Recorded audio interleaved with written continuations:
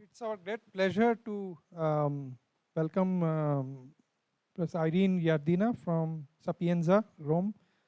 And of course, she is going to, as you can see here, tell us about this collective response in biological groups. And this is our annual Aditi Simha Memorial Lecture. So I will let Sriram, who knows her much better than me, introduce her.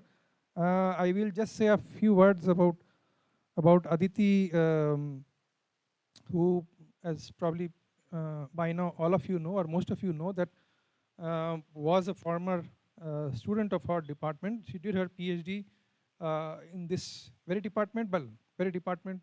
The location is what is called the old physics department, but in the physics department here, and graduated in 2003. Working with Sriram here. And then went on to do a couple of postdocs in Dresden, Max Planck, as well as in Leeds, before coming back and joining IIT Madras. Joining IIT Madras. It's working again? Okay, good. So stochastic. So joining IIT Madras, where she had been working. She came back in 2008, I believe, and has been working there till 2018. Before her I would say very short and early career sort of was truncated. Quite unfortunate. But in her short span of time, she has done really remarkable and path-breaking work, which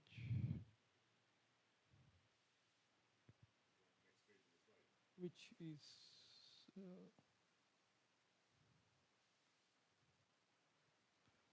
somebody. Is it possible to go to the next page?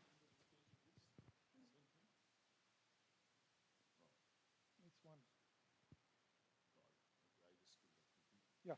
So anyway, so basically, she had done path-breaking work first here in the department with Sriram, and probably fair to say that she was one of the pioneers working with Sriram. There it is. Yeah. Good. Thanks. So in this department, over a couple of decades back, in initiating this thriving area of active matter, which we have come to become so familiar. But back then it was just early days, and she was really a pioneering person working with Sriram. And I mean, there are several aspects that basically she had looked at, especially building the theory of fluids for self-propelled particles, which you see and hear so much these days. And interestingly, those equations that were derived at the time are now very commonly used in a lot of systems of relevance, from filaments, motors that you see in biological stuff, as well as fluids within single cell. Then her work, of course, had quite a bit of significance in terms of what is quite often observed in microbial suspensions in terms of active turbulence. And then, of course, the strange rheology of active fluids, and I think maybe Sriram can correct me if I'm wrong. Her work sort of gave the motivation to do those, vibrated experiments. I think that Sriram dabbled with experiments at some point. So as you can see, in a very short span, I mean, she had made remarkable contributions in this area. It's really unfortunate that she is not here with us. But with that brief introduction, I will let Sriram take it forward and introduce Irene.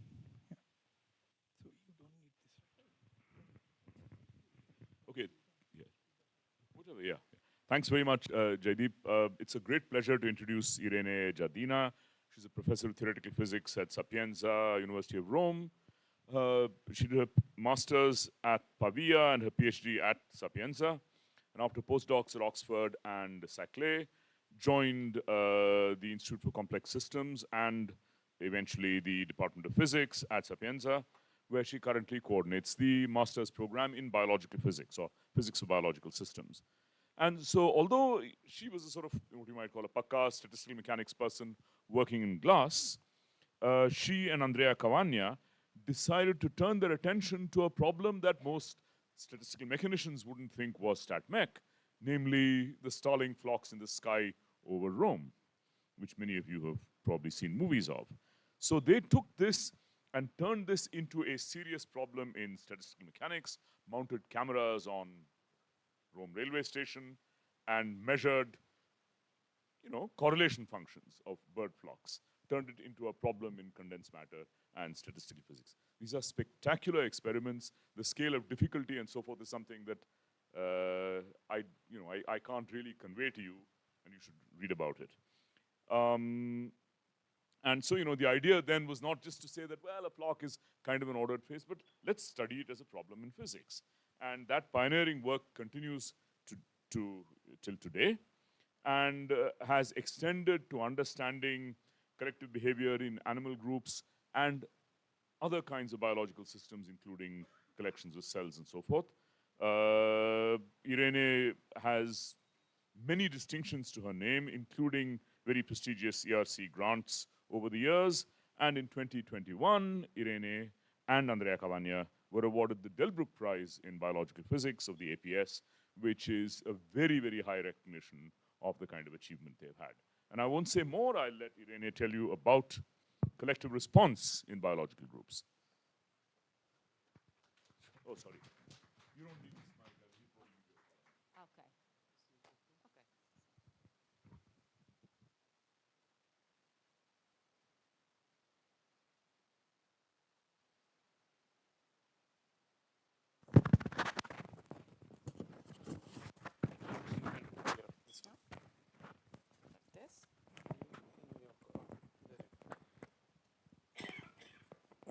Okay? Okay. So thank you very much for the introduction, Sriram, and thank you for the invitation. I'm really honored to be here to give this memorial lecture.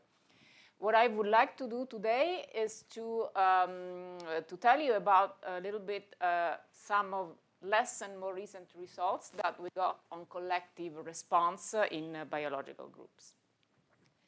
So as many of you already know, collective behavior is widespread in biological systems on many different scales. Many people here work on cells or micro swimmers of different kinds. And in our group, we have been doing experiments on several biological systems. We are now doing experiments on stem cell colonies. But we started doing experiments on starling flocks almost 20 years ago now. And then we did experiments on midges swarms and also on mosquito swarms in collaboration with various people. So from the standpoint of statistical physics, these systems are very interesting because they are, on the one hand, strongly interacting systems.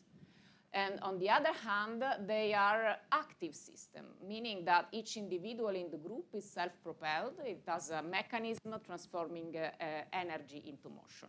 So they belong to the class of systems that people in physics in the last 20 years have been studying a lot. A significant feature of being an active system is the fact that the system is intrinsically out of equilibrium.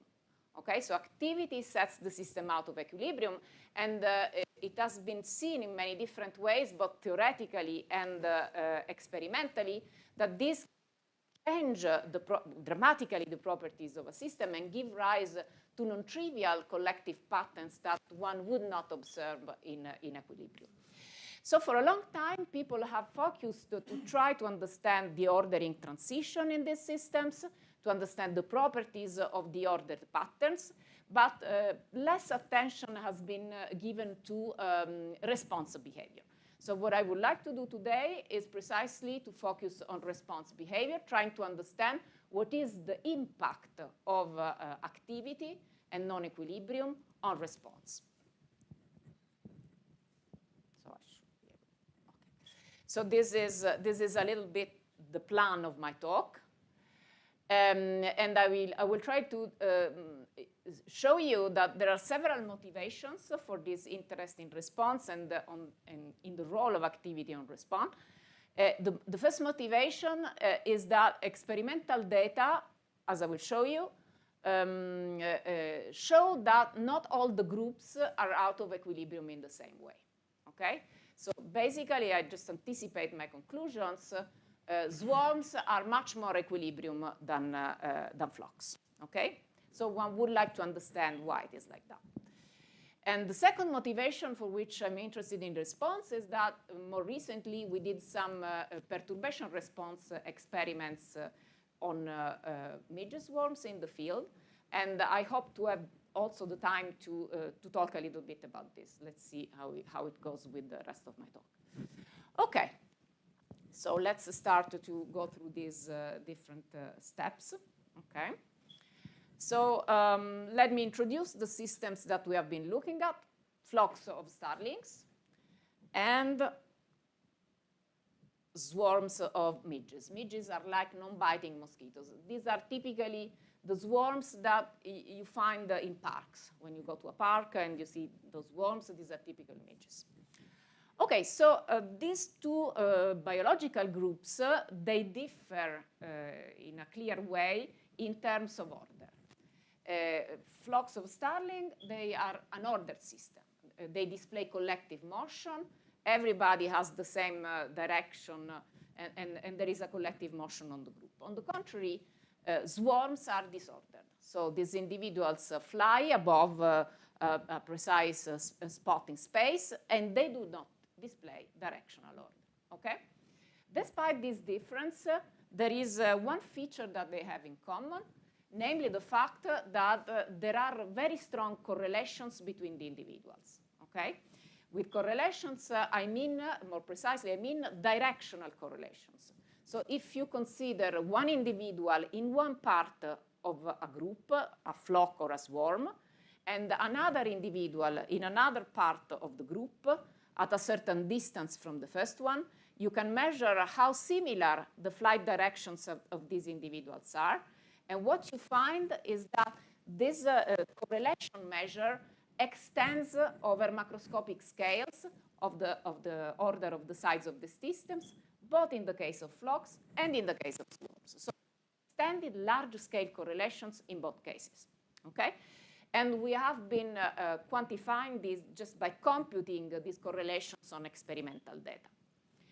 So starting from these experimental findings, ask whether models of collective motion that have been studied for a long time among biologists and physicists are able to explain, at least at a qualitative level, what observed in the data. So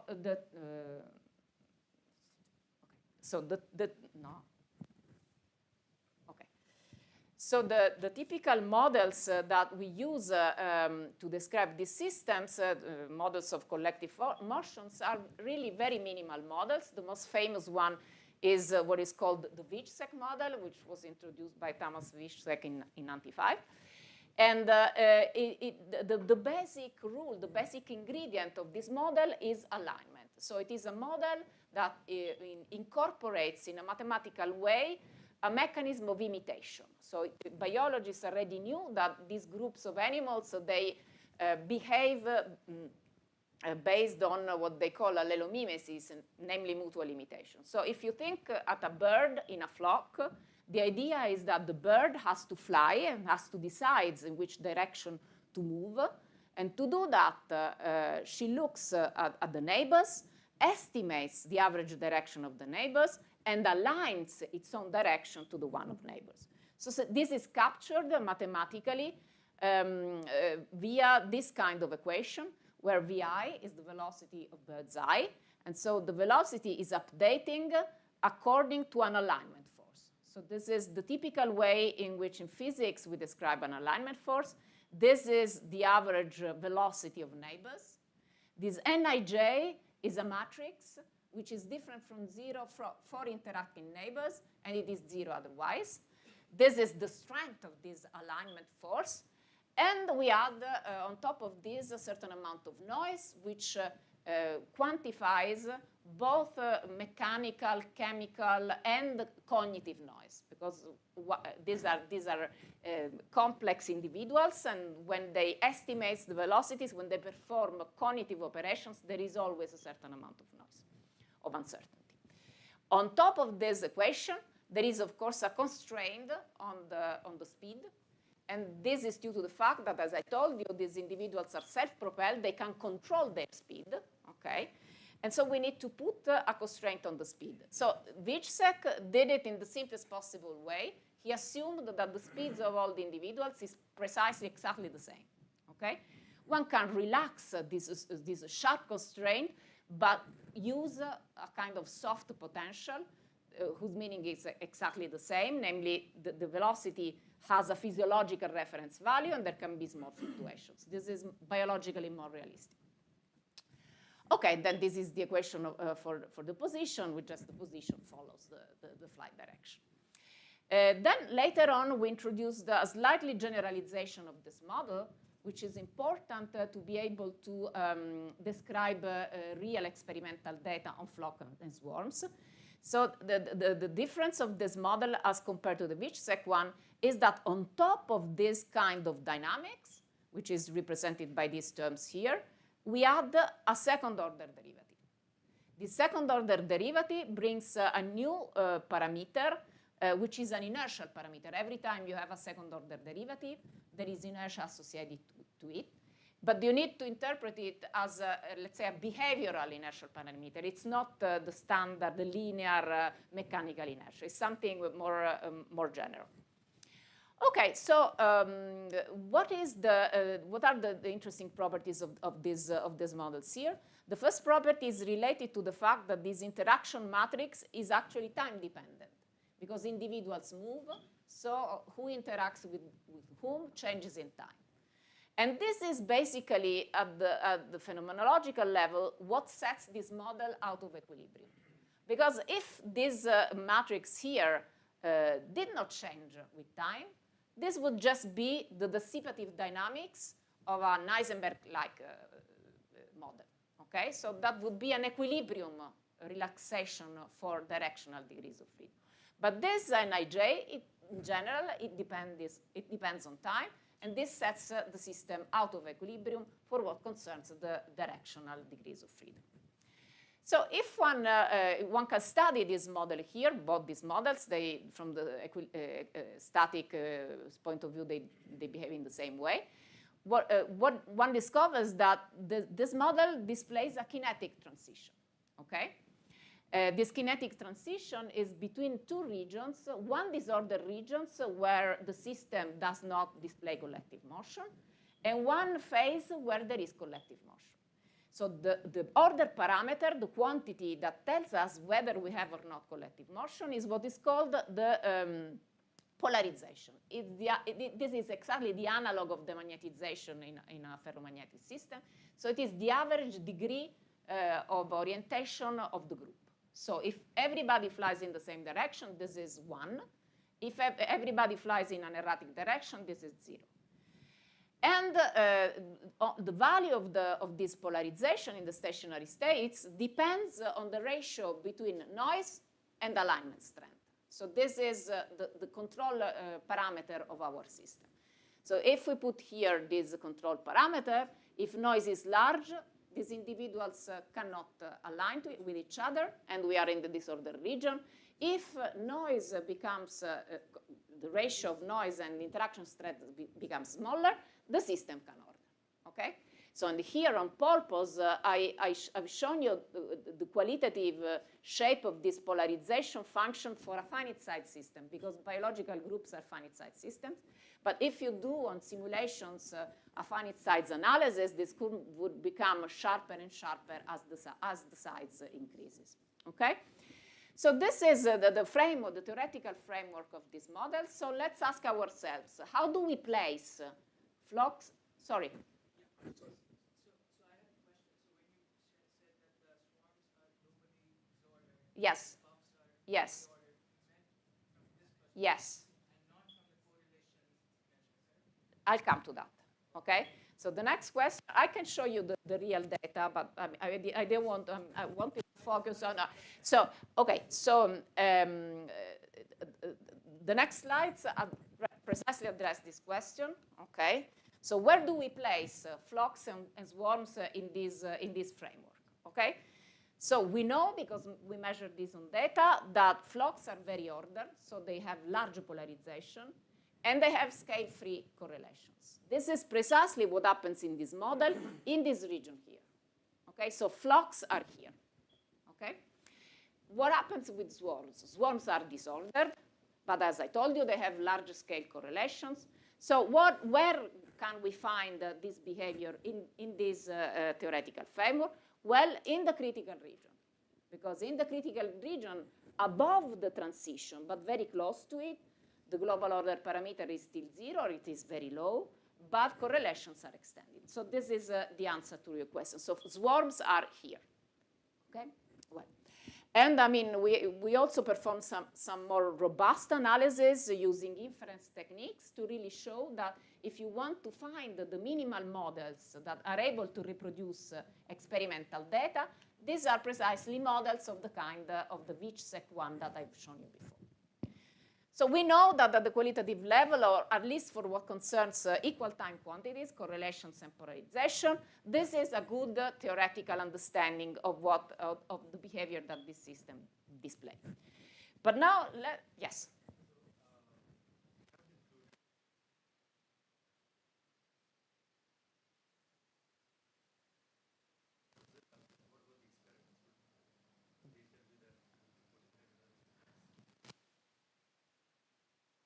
The experiments, we don't measure really airflow, okay? But we were concerned about something like this with swarms. So we did a test. We just wanted to understand whether the correlations that we measured in swarms were induced by turbulent patterns in air. So what we did was that we, exactly in the same place where, in the field, okay, where swarms were formed and we measured the correlations. In the same spot, we released soap bubbles, very small soap bubbles. We tracked them exactly with the same stereoscopic apparatus. I've not told you details about that because that would take too long, but we did the same experiments on soap bubbles, and we measured the correlations of soap bubbles, which are passive, advected by these, and they were different. So the idea is that, of course, there might be some contribution from the fluid in the case of insects, which I think is the most dangerous case because they are really smaller, but it should not be the dominant contribution to what we observe, okay? Just to follow up on that, I mean, it's a little puzzling because one, both midges and birds rely on the presence of the medium. Sure. It's a dynamic medium. Yes. For their self-propelled. Sure. Secondly, they can't actually change their momentum without transmitting momentum Sure. to the fluid. So it's just weird that some inertial version of a hydrodynamic interaction isn't important. So it's something to think about. It's something to think about. So maybe it's a question of scales. Maybe, I don't know. I don't know the correct reply to your question. What I can tell you is that certain properties of, displayed by the systems that we have been observing can be described even without taking into account that contribution. But maybe there are other features which would, okay?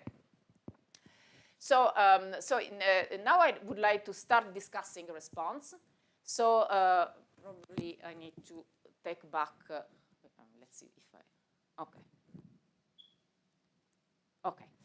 So these were experiments that we did more recently. And so in these experiments, we have been looking at collective turns in flocks. So this is the three-dimensional reconstruction of the individual trajectories of this flock that is turning. Okay, so you can see all these trajectories. And we wanted to understand how these event occurs. And I mean, why do flock turns? Flock display this aerial, it's called aerial display, above the roost where they land for the night. And there are many, many flocks above the roost, so they keep flying above this, it's a square in, where we do our experiment. And there are several predators, falcons, and many seagulls. So they are constantly subject to perturbations by these other individuals.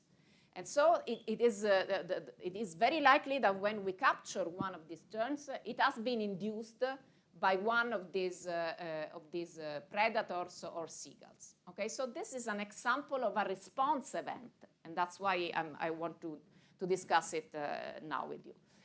And there are interesting features in these collective turns. So the first one that I would like to focus on initially is the fact that these trajectories, they have a very specific behavior. So let me pick out the 3 trajectories from this bunch of trajectories. They are here. So you can see that these individuals, they turn in a very specific way that biologists call the equal radius turning, okay? So they keep the radius of curvature fixed while they turn, okay? So a consequence of turning in this way is that the neighbors do not change. So those individuals who were neighbors at the beginning of the turn remain neighbors at the end of the turn, okay? So this is telling us that interaction network is not changing during this collective response event. Sorry, so that means, supposing you have one thing turning here and another thing turning out here. Yes. Then these guys actually have to go faster. No, this is equal radius. This is like this. So they keep the speed fixed. So it's completely the opposite. What you say, it occurs in a rigid body rotation. Okay, they don't do that. They do like this. Okay. Exactly. And actually, that's a very efficient way of not changing the speed. Because if you have a very large flock, if it turned in a rigid way, I mean, clearly the outer birds would need to have a much larger speed than their physiological value. They would not be able to do that. And this is a strategy to keep their typical speed while turning. Okay? Sorry? Why? They bend while they turn because this is the way they turn. They don't intersect, and they turn basically on a plane. Okay? The group is 3-dimensional, but the turn is planar. Okay? That's how it occurs. But you can see this even from this movie. Okay? So the network does not change much, which suggests that they are quasi-equilibrium in terms of the dynamics that I've shown you before.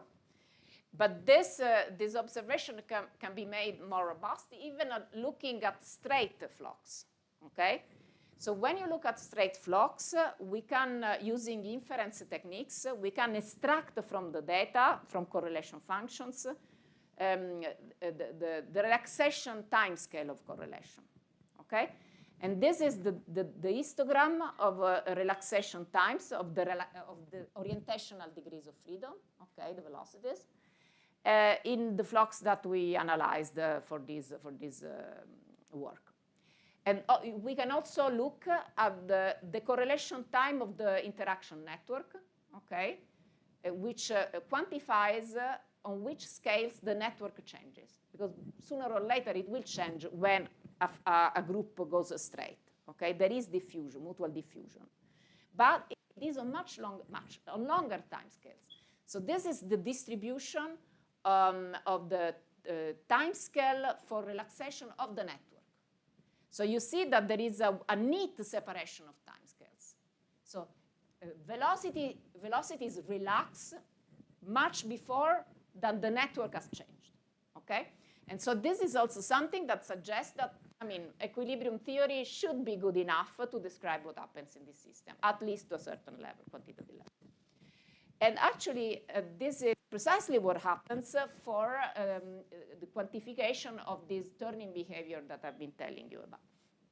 And how do we see this? Well, the first thing that I want to show you is the dispersion, are the dispersion curves of this turning event. So individuals, they do not turn all at the same time.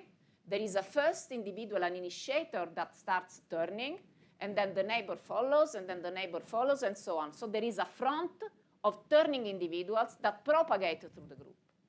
So one can look at the position of the front and at the time at which the front reaches a certain point and plot space against time. And this is exactly what is done here. Every different curve corresponds to a different flock. So these are different turning events. And the interesting thing here is that, as you can see, there is a clear linear regime in all these curves. So the conclusion from this plot is that there is a linear dispersion law in the way directional information is propagated through the group. A linear law of this kind, where this is the speed of propagation of this turning information, and it is given by the slope of these curves. And as you can see from here, the slope is different from flock to flock. So there should be something that regulates this speed, okay? So we would like to try to understand what is that regulates this speed. So obviously, if we want to do this in the detailed way, it's slightly more complicated than I'm doing here, but this is just a way to give you an idea of what is behind this. So let's say that we look on the plane of the turn. Okay, so I told you that the turn occurs on a plane. Let's look on the plane. So every velocity is represented by an angle. This is the mean group velocity. And so every individual has an angle associated to it, which indicates the turning angle, let's say. Okay? And this equation here is exactly the equation of motion that I've shown you in the slide of the models with the second order derivative, the generalization that we introduced with the second order derivative, but for the phase. It's, I mean, you can work it out very easily from the velocity to the phase. And this lambda ij is a discrete Laplacian. So it's a combination of the interaction matrix, which corresponds in a discrete place to a Laplacian. Okay? So now, to understand what happens, let's take the continuous limit of this equation, and let's substitute this discrete Laplacian with a continuous Laplacian. What you would get is an equation where, according to whether this term dominates, you can have different dispersion laws. So if you disregard this term here, and you are back with the classic Vichsek model, you would get a diffusive dispersion law, which is not the one that you observe. Okay? If, on the contrary, you disregard this first order derivative, okay, you would get a wave equation, which would lead to linear dispersion. Okay? Assuming, of course, that this is fixed. So we assume that the network does not change. We do an equilibrium analysis. Okay? So let's assume that we can disregard this term. So we have a wave equation. From here, we can get an explicit prediction for the speed of propagation. And this prediction is this one. And it can be recasted in terms of observable quantities, and more precisely in terms of the polarization. So we can measure this, we can measure this, and we can see whether this prediction is obeyed. So here is the result. Here is the propagation speed. Here is this factor here. The line is the theoretical prediction, and the points are the experimental values. So you can see the experimental values are very much consistent with this very simple theoretical prediction that is based on equilibrium. Okay? So the conclusion of this slide is that indeed flocks are quasi-equilibrium systems. There are many of their properties that can be well described using this equilibrium approximation. Can you give some intuition for why there is a 1 over square root 1 minus polarization? Yes, and the reason is that you can sticking to equilibrium, okay? You can say, I want to compute the polarization of this system with this theory, okay? And if you compute, it's basically in phi, it's a Gaussian model, okay? So you can compute the polarization, and the polarization is proportional it gives you directly this relationship between J and 1 minus phi. So if you come... That means wave speed diverges as phi goes to 1? Yeah, but I mean, you need to consider it at phi different from 1, okay? So you need to consider in the good regime. But in the good regime, this comes basically from the fact that the polarization is 1 minus the average local fluctuations of the spin, of the velocities, and which are Gaussian variables, which go as 1 over J. That's the relationship that you use, okay?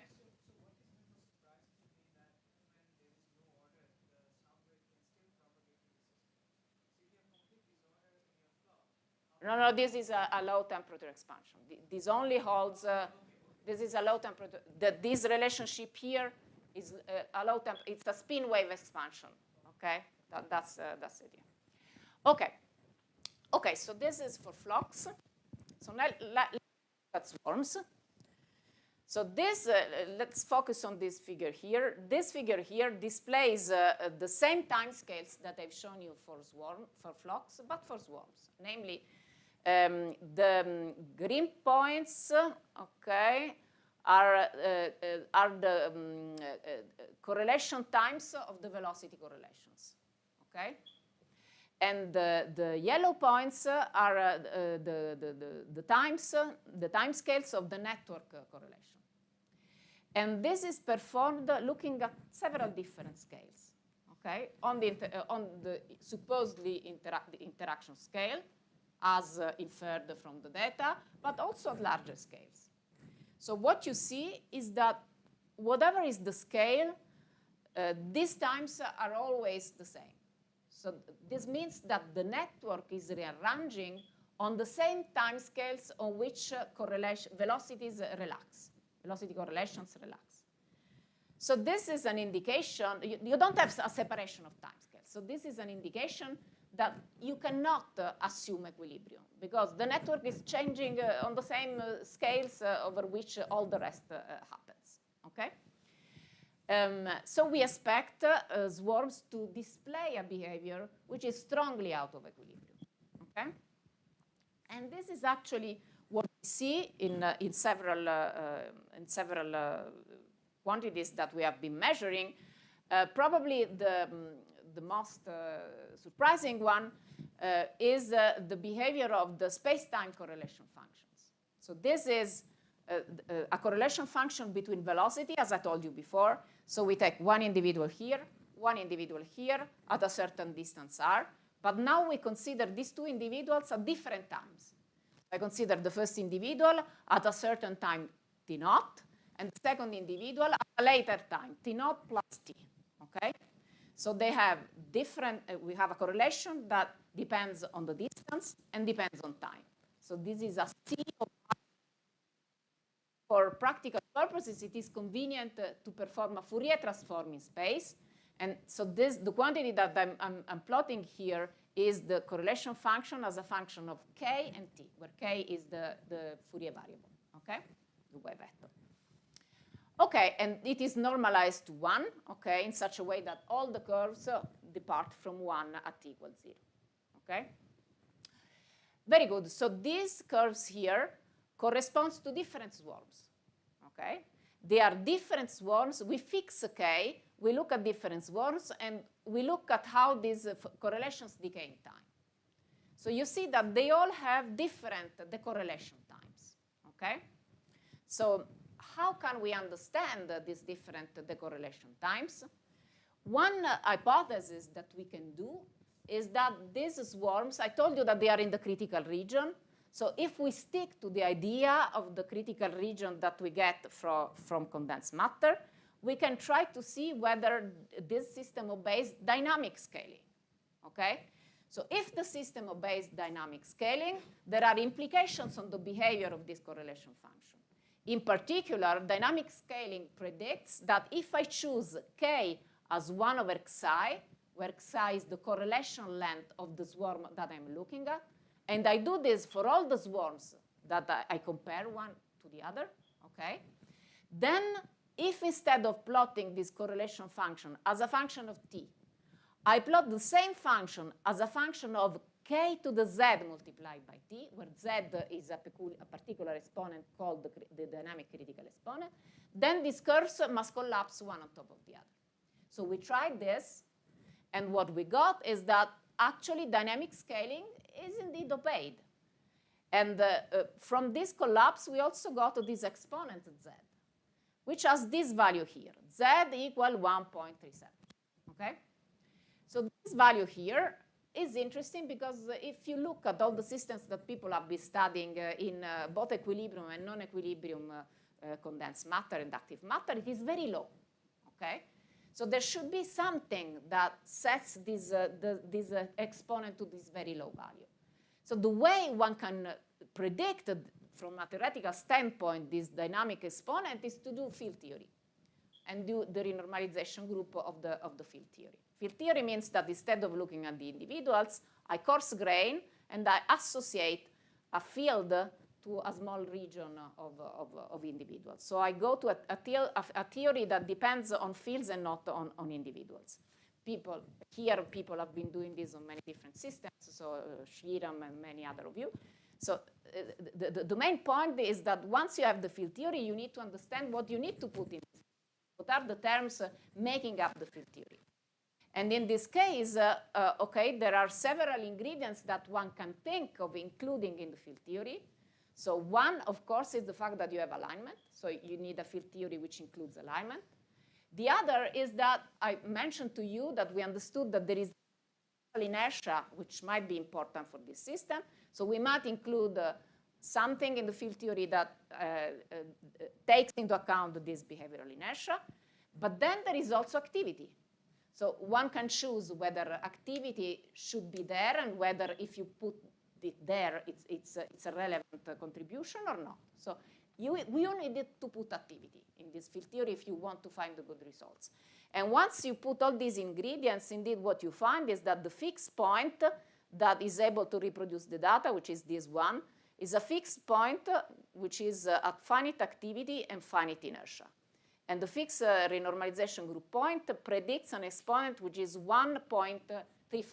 So it's very close to the experimental data. Okay?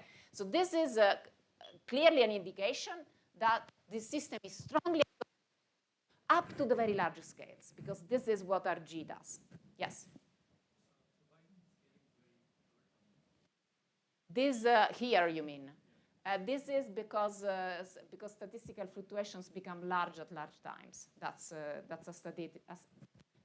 inevitable fact of the fact that the larger the time, the more fluctuation. It's a finite size effect. I mean, yeah. These continue to oscillate. Yeah. Here, you mean here, this oscillation, you keep having all these oscillations. Okay? Just a question. The point is, you don't make measurements of a spatially resolved dynamic structure factor clock. You look at one correlation time per sort of trial clock, and the different clocks turn out to be characterized by different psi, and yes. therefore, yes. that's how it's done. Yes. So different swarms have different size. Different swarms have different skies. Right. And so you fix a psi. You can't fix a psi because you have swarms of different size. Okay. You can do this job because you have a variety of sizes and a variety of length scales. Okay? Sorry? Finite size scaling of what? If we use L instead of psi, it's similar. Okay, you could also use L instead of psi. Yes. I think the one with psi fluctuating, so it's the best one, probably because we chose it. So, but we looked at both and they both work. Okay. And the correlation length is the correlation length of the polarization, right? Yes, yes, of course. Of the individual velocities. Yeah, yeah. Okay. So the next thing that, so the summary of this first part of the talk is that flocks are more equilibrium-like than swarms, okay? So now I would like to go back to the models and try to understand at a theoretical level, at least qualitatively, why is that, okay? So I'll go back to the Vichsek model, okay? I could have used also here the one with inertia, but this is simpler, so it's easier to show results, okay? So let's use the Vichsek model. And so this is the alignment term, which I've written in a slightly different way. So I'm writing the force acting on each individual as the derivative of a function, which plays the role of a quasi-Hamiltonian, if you want. And in this function, we have the alignment interaction. Okay, if you derive this, you get the alignment interaction term. But I also include here a potential on the speed. So it is convenient for doing computations, instead of having a sharp constraint, to have a soft constraint. And this is what I'm doing here. So if we take G very large, that's basically a very confining potential. If you take G to infinity, we recover the Vichsek model, okay? So we still have this V0 parameter, which represents the physiological speed, cruising speed of the individuals. So this is a nice way of rewriting in continuous time the Vichsek model, because this is a Langevin equation. And on Langevin equation, we can do a lot of computations, which are easier to do than in finite time update processes. So now what I would like to do is to investigate the effects on non-equilibrium on response. And to do that, I will focus on a very important relation that it's called the fluctuation dissipation relation, which is a relationship connecting the response of a system to the spontaneous fluctuations. So let's say that now I perturb my system. So I add to my Hamiltonian a perturbation term, coupling an external field to an observable that I can choose as I like, okay? And then what I can do, I can compute the response, meaning the derivative of the average value of this observable with respect to the field at zero field, classical linear response function. And then I can compute the spontaneous correlations between the observable O in absence of perturbation. So these two quantities in equilibrium systems, they are related by this FDT relationship here. This is the response, and this is the derivative of the correlation function. But since this system is out of equilibrium, what we expect is that there is a violation. So there will be another function here that I will call D of t that will quantify the violation of equilibrium due to the presence of the activity, okay? So what we do is that we choose as a observable the mean velocity of the group, okay? So it's like we put a field that tries to drag the individuals in a specific direction set by the direction of the field, okay? And if we work out analytically on the questions, we get an expression of this kind, where we get the equilibrium part of the FDT relationship, but we get also a deviation, okay? And for simple models like this deviation can be written explicitly in terms of observable quantities, aggregate observables, the mean velocity, and the polarization. This is a scalar product between the two, okay? And so this is very nice, because this is computed without field. Okay? The mathematics tell you that you can compute this deviation from the unperturbed system, which is very convenient because you can do simulations much more efficiently. Okay, so if you have really to perturb the field, apply the field, and compute things, it's a much harder simulation to do. So we can compute this violation through the whole phase diagram, basically. And this is what we get, okay? So let me show you what we get. So this is this violation factor that I introduced before, okay? And let's focus on one of these curves. For example, this light green curve here. So each curve corresponds to a different temperature, where here the temperature is the variance of the noise. I call it temperature, I mean, for analogy of thermal system, but this is not a thermal system. Okay? So there is an equilibrium limit, namely where you refuse to let the network rearrange, yes. in which it is the temperature. It's corrected temperature. Right, right, right. Because that it's only then that it's unequal to say yeah. Yeah.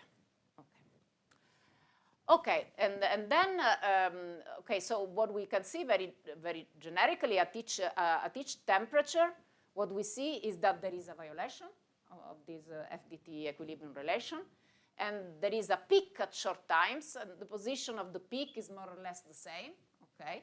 And then there is a large-scale behavior described by this tail here. This is the first information. So there is violation on all scales at all temperatures. The second information is now that if we look at the color code of these curves, this curve here is Tc, the critical temperature. And what happened, the greenish curve are above Tc, and the other color code is below Tc. So basically what we see is that if we start at very large temperature from the disorder phase, as we approach Tc, the violation, equilibrium violation increases. It reaches a maximum at Tc, and then it starts decreasing again, okay? So qualitatively, the same kind of behavior can be seen also if instead of looking at this differential FDT relationship, we look at the integrated version. So this is a question of taste. People working in glasses, pink glasses, usually look at violation of equilibrium with this kind of representation. So I show you both of them. So what is this representation? You look at this integral version, and basically, if you plot T chi versus C, slope equal 1 corresponds to equilibrium. Departure from equilibrium is represented by a curve that is not 1. And so again, so if you want to interpret this part of the x-axis corresponds to short times, and this part corresponds to very large times. Okay, so you see at short times it seems quasi-equilibrium, but then as time increases, it becomes strongly out of equilibrium. And this happens at all the temperatures. Okay, and again, as you become more greenish, which means that you are closer to the critical temperature, the violation is stronger.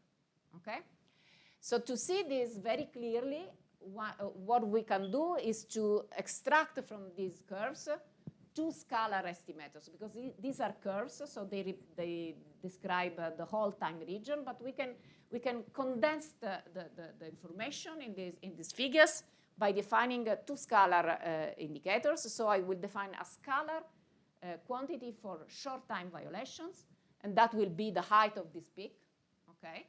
And I will define another scalar quantifier of violation at large times, and that will be the slope at infinity of these curves, okay? So we have two scalar indicators of violation, and let's display them as a function of temperature, okay? So you see, here you see more clearly what I was telling you before, namely the fact that both for the larger scales and for the short time scales, the maximum of the violation is at Tc, okay? So now this result explains what we see in the data, okay? Because remember, flocks are very ordered. The fact that they are very ordered means that they are in this region here, where violations of equilibrium are very small. On the contrary, swarms are critical, they are close to the critical point, and so they are in this region here, where violation of equilibrium are the strongest. And so this very simple model, despite being clearly a minimal model, helps us to rationalize what is happening. And the other, I don't want to spend, I mean, how much time do I have? 5 minutes, okay. So I don't want to spend much more on this, because I would like at least to show you some of the results on the perturbation response experiments. But the interesting point of this analysis is that you can understand where these violations come from. So the short time violation comes from violation of detailed balance and entropy production. You can show in this system that entropy production, which measures the violation of detailed balance, occurs on the scale of the interaction, on the interaction scale. So it is very local.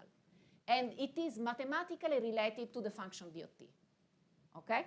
To the short time part of the function dot. So clearly, at the smallest time scales, what's happening is that you are injecting energy at the level of the individual. You are violating detailed balance on a scale of the order of the interaction scale, and this gives you a violation of your correlation and response relationship at short time scales. But then what happens for the large time scales? Because we do have violation also at the large time scales. What happens is that as you approach TC, your system becomes more critical and develops large-scale correlations.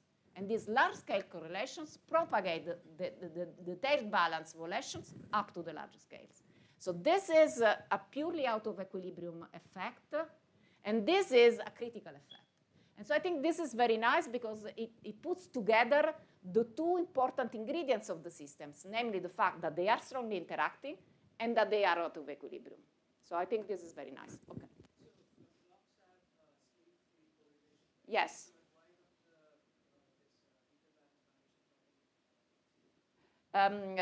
Okay. You're right. This is an interesting question. I would say that probably what is important is not only the orientational, it's not just the soft modes correlation. It's probably more important the fact that you have a full a full connection between the degrees of freedom on all scales, on all degrees of freedom. So both you know, the soft modes, I mean, in the case of flux, it's just the soft modes due to the breaking of the symmetry. But at the critical point, it's just everything. That all the degrees of freedom are correlated on the large scale. Okay, so in the last few minutes, sorry.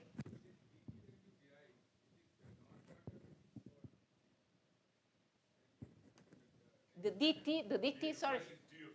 Yeah. The definition, is it a non-perturbative object? No, it's just defined as the difference between R of t and the derivative of... Okay. The expression, no, this is not, there is no approximation in here, okay? This is exact. From the Langevin equation, you can derive this, okay? And as you can see, this is clear. The fact that this is different from 0 is clearly related to the fact that time reversal is violated. Otherwise, two correlation function would be equal one to the other. Okay, so last few minutes. So it seems that everything is fine, okay, in the theoretical description of these systems. So one is happy. However, real life and biology are complicated. So what happens is that when you do experiments on your real system, you discover there is something more than what these simple models are able to capture. So we did this kind of experiments on swarms. So let's say that here you have a swarm. Here there is our stereoscopic apparatus. So we place a speaker on the side of the swarm, and we release a sound, okay? And the sound is the sound with a frequency which is equal to the frequency of the flapping of the wings of the females, okay? So this is exactly the frequency at which individuals in the swarm who are males react. Okay, so if you try to change this frequency too much, they don't react. If you pick up the frequency of the female, they react. Okay, so it's a sound perturbation with this specific frequency, which is 408 Hertz. Okay, and you can do this with different extensions of the period over which you have the sound present in your experiment. Okay, so the sound is on for a certain time delta t that we can vary. So, and what you get is something like this. So here I'm showing this is the mean speed of the group, and this is the polarization of the group. So these are different swarms, And I mean, here it's fluctuations are huge, so it seems there is nothing. But if you look very precisely, what you see is that every time that you perturb the system, which are these gray lines, you get a minimum in the speed behavior and a maximum in the polarization behavior. So this becomes evident when you average all the swarms together so that the other fluctuations disappear because they are random, and you get a much neater signal, which is this one. So you get the speed that decreases suddenly, okay, and then returns back to its stationary value, and the polarization, which increases suddenly and then returns back to its stationary behavior. So one question is, can this behavior be captured by these models? Okay. And the answer is no, but maybe, okay? Why no? Because when you look at this minimum here in the mean speed, what you discover is that the position of the minimum does not depend on the period over which you apply the sound, okay? So this means that the reaction of the swarm at short times displays adaptation.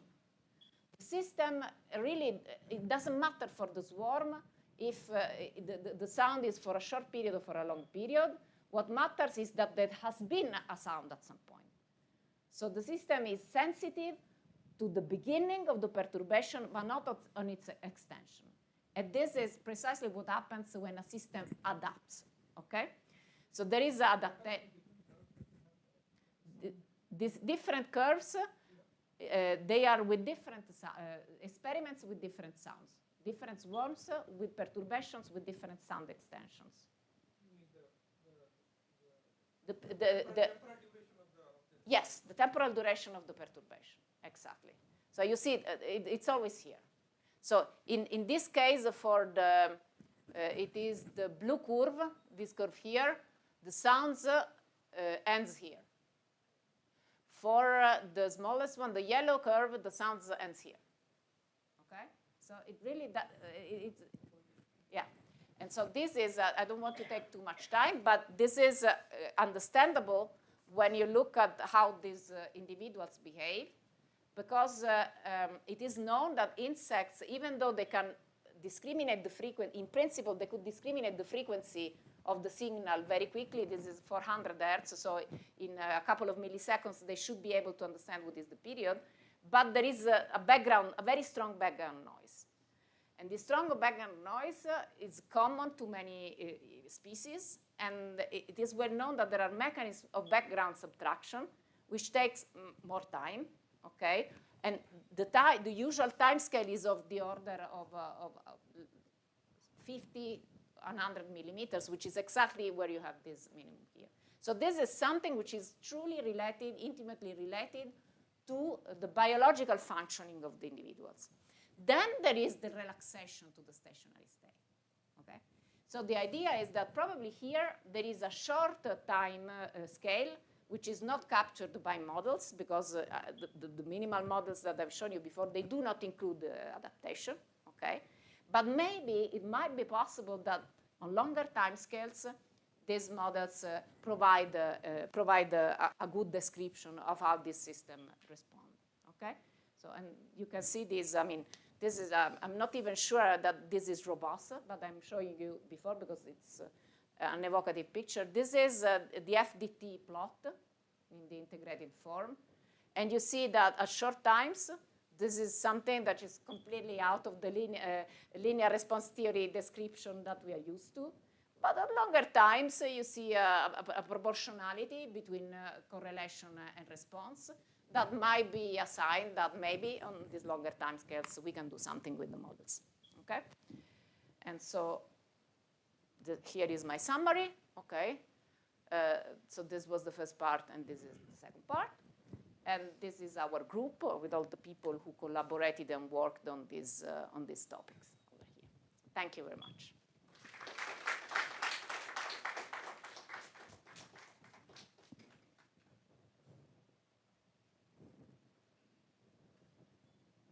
Yeah, thanks, Irene, for the questions. If you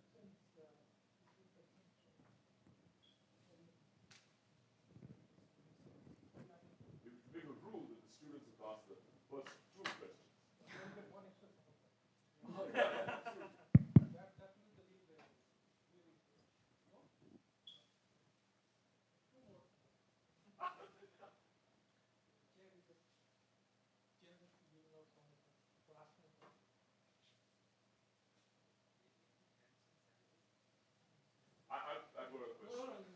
No,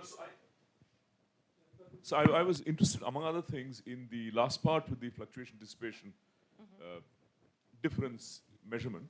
You know, a given non-equilibrium model is not only special because each non-equilibrium model is different, even what equilibrium limit you take is in your hands. You can think of a collection of self-propelled particles as having an equilibrium limit where you switch off the self-propulsion, right? Or you can, let me put it another way. In your model, you chose as the reference equilibrium model something in which these velocities v are just acting like orientation variables of an xy model. Yes. The other possible equilibrium limit is where the x's and v's are indeed positions and velocities, and it's just a gas. Sure. So, have you tried to construct the FD violation parameter for the limit where the velocities become the velocities of a thermal gas rather than No. this? Might be amusing to do It that. might 'cause be you an can- interesting problem. Yeah. So here you can look at the limit, analytically from looking at the equation, if you properly scale the amplitude of the noise with V naught. Right. Then you can show that the model goes to an Heisenberg model, okay? Right. But that's the only limit that we have been looking at. But you're right, one can look at it from a different perspective, but we didn't. Yeah. Because in that case, what will happen is V will also change sign under time reversal if you treat it as intrinsically a velocity rather than a polarization. Okay. So the entropy production calculation changes. Okay, but here in the entropy production, we looked at the velocity as odd. With You do treat it as odd. Yes. I see. We Okay, treat but it still it's okay. when, Okay, we can I didn't talk about the entropy production because we did that a few years ago, but we treated it as odd. I see. Yeah. Okay.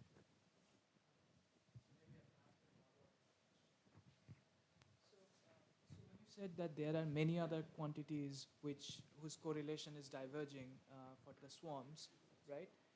So what are these quantities that you're referring to? Are they like the density, velocity, or? I said that there are quantities that are diverging. You said like there are scale-free correlations for Yes. the swarms. Okay. Right? So Yeah. we just looked at the velocity correlations. But isn't velocity and the orientation, shouldn't they be kind of proportional to each other, given that the individuals are roughly the same Either velocity? one of the. I was referring at the directional degrees of freedom. You can either look at the velocities or you can look at the orientation. They both are scale-free, both of them. For the swarms, right? For the swarm, yeah. Right, but then my question still stands, right? Then for the flux, if the orientational correlation is scale-free, that would mean that the velocity correlation is also scale-free. So then why isn't this violation of the detail balance propagating? Okay, so it's not that you don't have a violation of detail balance, because you have a violation of detail balance. It is small, and the consequence of that is that you have a separation of timescales between the correlation of velocity fluctuations and the network. I see. This is what allows you. It's not that it is equilibrium. Clearly, indeed, I said quasi-equilibrium. I just wanted to protect myself from this. It's just the separation of timescale that allows you to give some prediction on the velocity, assuming that the network is fixed, but it is not equilibrium. Got it. Okay, Got it. so that indeed the violation is not zero; it's finite. Yeah. It's smaller, but it's not zero. Sure.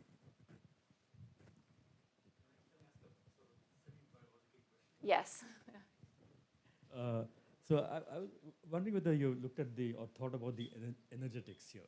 For instance, if we calculate the free energy dissipation in the two cases, the swarm and the flock. Okay, so It seemed to me that the free energy dissipation is much more in the swarm case. so you're talking about an entropy production. Yeah, entropy production. Okay, so I have a slide. Yeah. Okay, I skipped it, but I have it. Okay, here it is. Okay, So in the model, right? I would like to compute it in the data, but I don't know how to do it properly, okay?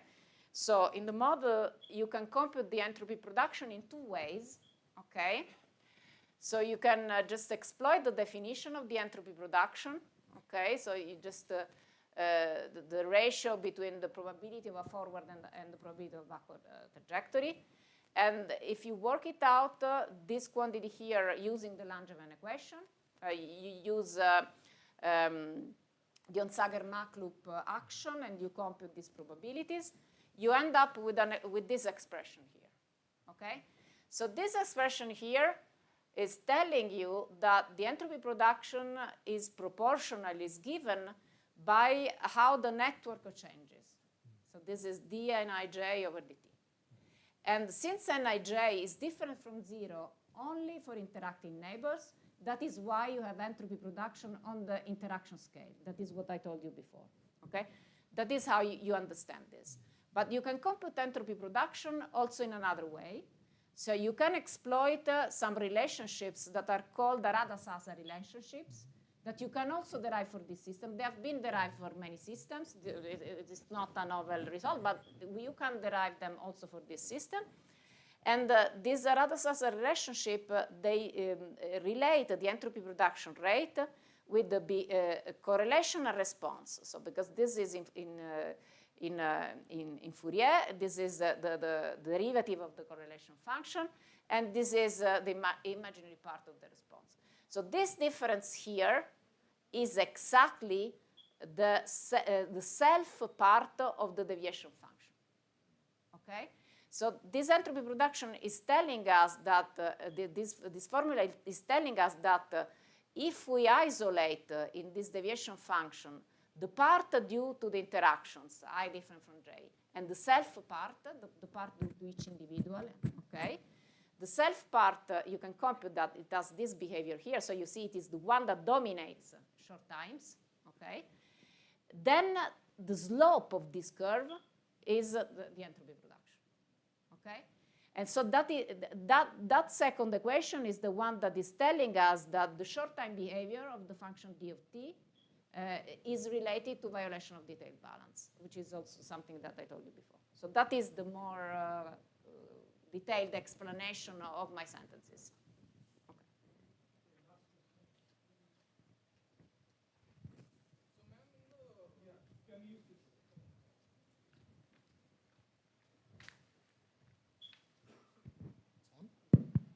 Ma'am, in the second or third slide, you mentioned that in the Vichak model, we assume that every individual is interacting with his neighbors in a specific radius.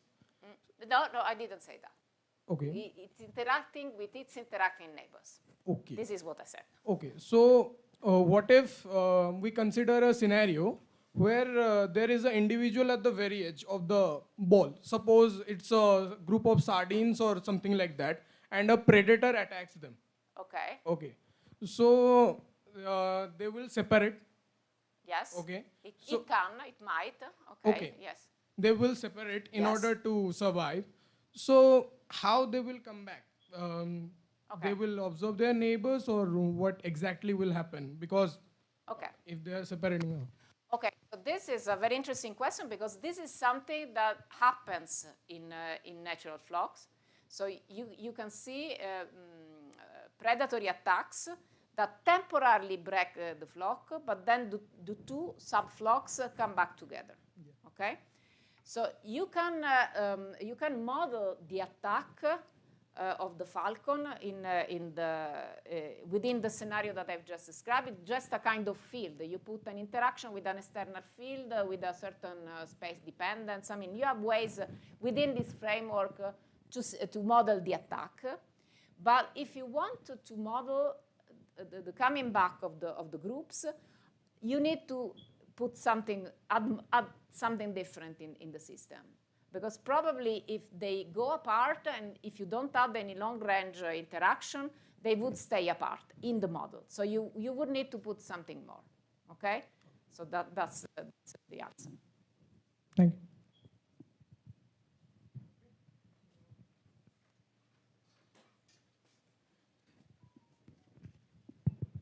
So I think we've had fairly good interactions during the presentation and after. So let's thank Irene again.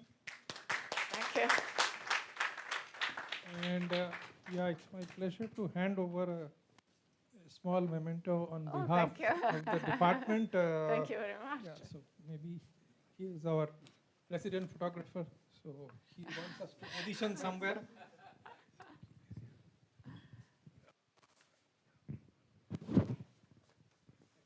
So this is for you. It's Thank our you very pleasure. much. Thank you. If you want, you can open it. Of course, When I it will open that. is- Yeah, when it is packed, I mean, ready is for there a polarity, or I mean, it's a polar object, right? It will